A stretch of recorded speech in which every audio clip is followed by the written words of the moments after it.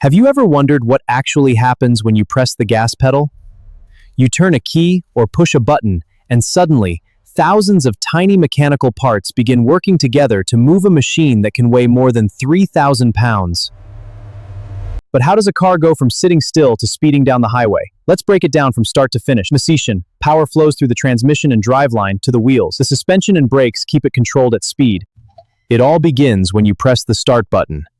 The car's battery sends electrical power to the starter motor.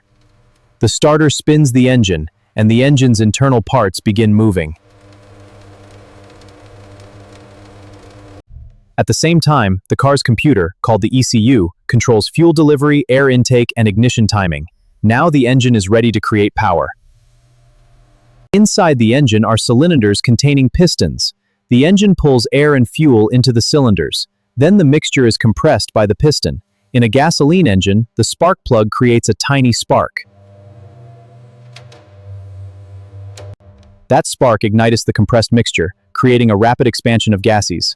The expanding gases push the piston downward with tremendous force. And this happens again and again, hundreds or even thousands of times every minute. But there's a problem.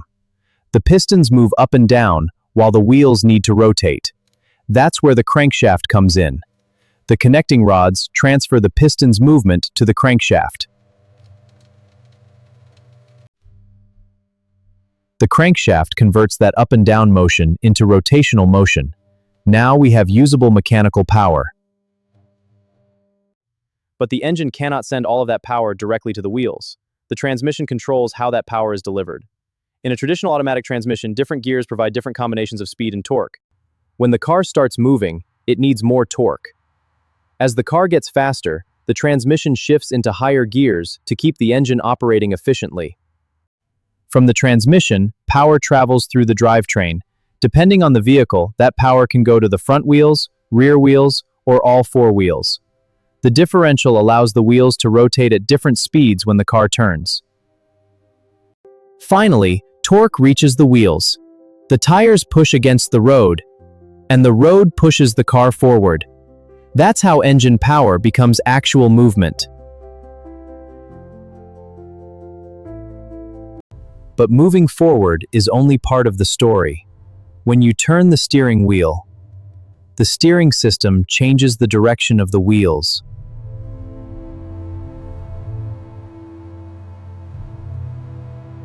The car battery powers the starter motor, which cranks the engine to life. Meanwhile, the suspension absorbs bumps, keeps the tires connected to the road, and helps maintain stability. Springs, shocks, control arms, and other components work together to keep the ride controlled and comfortable.